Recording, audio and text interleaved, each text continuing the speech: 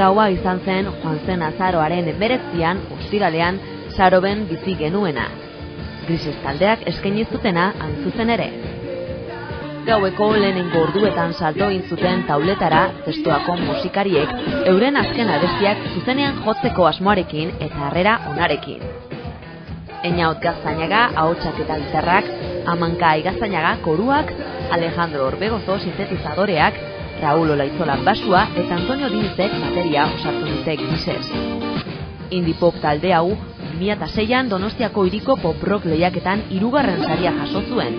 Lehiaketa berdinean, baina 2008ko ekitaldian 2. lortu zuten. Urte horretako urrian hasi ziren grabatzen estreinaldiko albuma, Grises izenekoa, eta horrekin irabazi zuten hurrengo urtean Barakaldoko pop rock lehiaketan 2. saria. Aurten hasierako talde gonbidatua izan dira We Are Standard, The Hidden Cameras, Makako eta Centric bezalako talde ospetsuekin.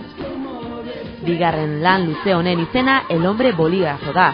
Taldeak bere soinua aurkitu du lan honetan, beraien lehenengo diska baino indiagoa, alternatibagoa eta dantzariagoa da.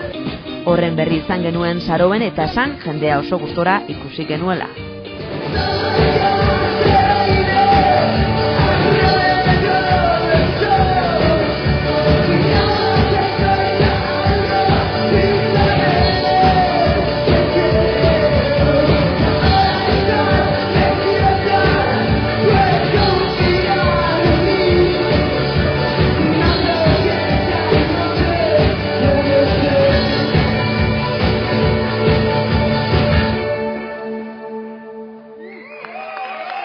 Gracias.